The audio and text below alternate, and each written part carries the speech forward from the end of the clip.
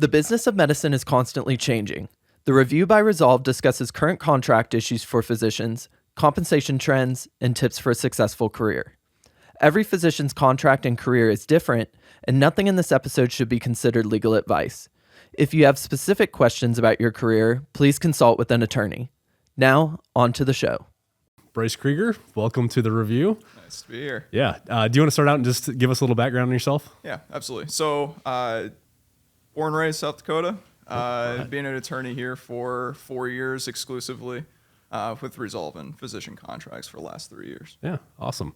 Well, we're going to talk today for a few minutes on recruitment incentives. So, we look at lots of contracts and sometimes they'll have things to entice the physician to, maybe accept that position versus something else. What are the most common recruitment incentives that you see? Yeah, we'll typically see sign-on bonuses, relocation incentives, or allowances, depending on how they structure them, are very common.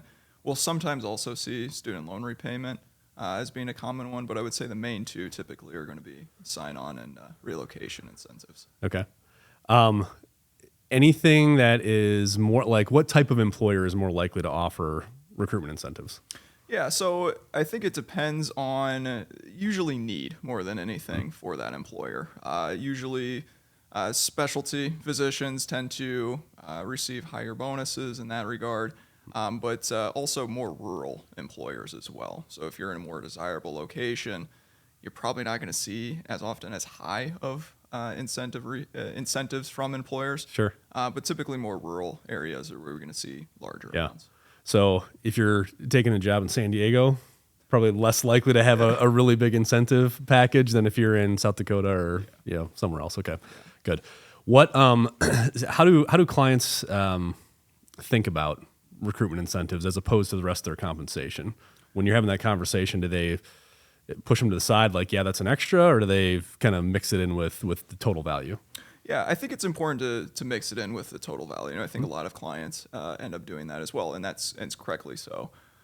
What I think is really important with them, and I'm sure we'll touch on it, is the idea of a golden handcuff with these incentives where, yes, you'll get this large sign-on bonus, but what are the strings that are attached to it? And so that's also a high consideration for a lot of these clients. Sure. So let's unpack that a little bit more. So when you have, let's talk just signing bonuses or commencement bonuses right now, and we can talk about the distinction on that too in a second. But the concern that clients have is, if I take this sum of money, right, I'm going to be stuck here, right, or I'm going to have a financial obligation to pay that back.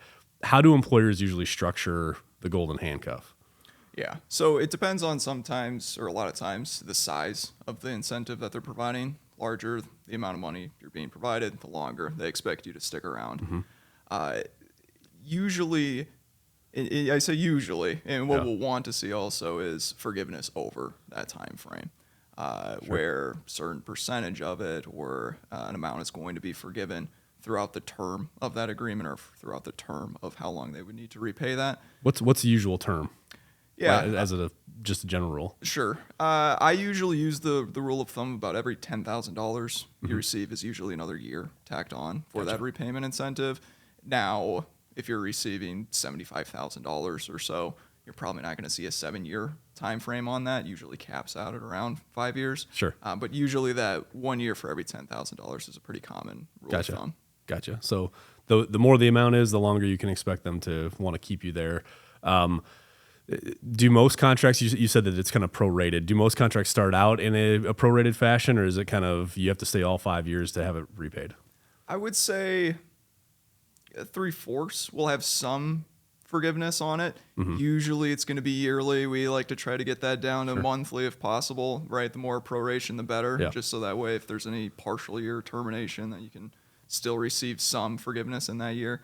But I would say a good handful, I would say about 1/4, don't have any forgiveness at all unless you stick around for the entire term, or else you have to pay all of it back. Gotcha.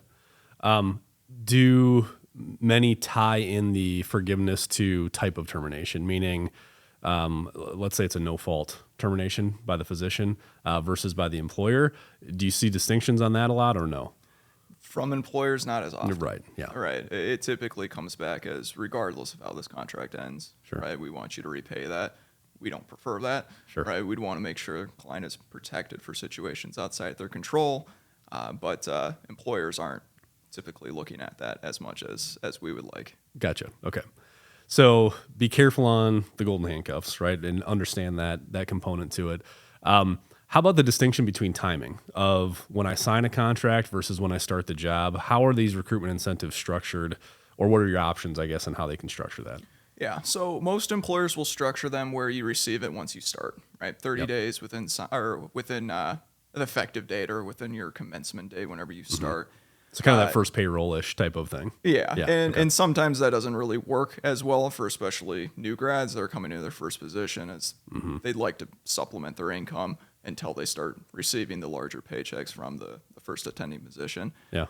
Usually when there's a repayment obligation associated with it, I think by all means it's fair to ask for it up front, because if you don't start or if you don't stick around for 1 or 2 years, however long that repayment obligation is, you're going to have to pay that back anyways. Right. And so there's no risk to the employer. Right, exactly. Yeah. And so it's always reasonable, I think, to ask for it to be paid out, 30 days within signing, but really upon that execution of the agreement. Okay, awesome. So there are some clients that, at least in my experience, that value the recruitment incentives, maybe even a little bit more than base salary. And sometimes it's a cash flow need, or it's, they have, they want to buy a house or something like that. Do you find a distinction between people coming out of training versus people that are kind of mid-career on how much value they're placing on those? Yeah, typically coming out of training, physicians will tend to value that a lot more than those that have maybe been in the practice for 5-6 years or so on. Not to say that's not important for those physicians as well. Yeah. But yeah, I would agree in that attendings, right, or the ones that are coming out of training are typically the ones that are placing more value on those sign-on bonuses and relocation incentives. Which makes sense, right? They're not they're compensated at a pretty low rate during training, and so the cash flow needs are there. One of the recruitment incentives that we see sometimes for people in training is the stipends, right? Or they'll pay you while you're finishing training. Talk about that for a second. Are those much different than a signing bonus, or are they kind of the same thing in your mind? Same nature as a sign-on bonus, just a different way of getting it paid out, right? Where monthly stipend throughout the rest of the training, but typically still subject to some sort of repayment obligation, similar to all the other recruitment incentives. Yeah. Okay. Good. So sometimes those happen really early, right? I mean, we actually had a couple of clients where while they're in med school, they know they're going back to their hometown, and the health system there is like, we don't even care what you match into. We need all specialties here, so we're going to start paying you then. So that you can have these really long, extended stipend programs that are out there. I've had at least one client that has changed their mind right after they've taken this. So when we talk about the ability to repay, we get questions a lot on taxes and withholding. What's been your experience on how the organizations actually pay these out versus how they're taxed? Yeah, so typically I would say a lot of companies withhold a good portion of that right away. Now there's going to be tax implications in regard to when you earn it versus when you receive that. So typically it's earned, right, when it's forgiven. And so typically employers will still want to receive all of that money, even though they withheld it for taxes back. So the pre-tax amount would be repayable to that physician. Right. Or repayable to the. So just for an example for people listening, so if you get a $10,000 signing bonus, they withhold $3,000 for taxes, so you got $7,000 in your checking account type of thing. If you leave early, they're going to want that whole $10,000 back. And so that's the tax issue of, do you have to file an amended return? How do you get that $3,000 from the IRS back to the employer? So maybe some problems there. Right. What's the most unique, if any, recruitment incentive that you've seen? Things that are not just signing bonuses or relocation allowances. I have a good example. I'm going to see if you've got one that's better than this. Yeah. I want to say the most unique one I've seen would be some sort of housing stipend. Okay. So some sort of down payment on a home. And usually they'll want some sort of secured interest on that.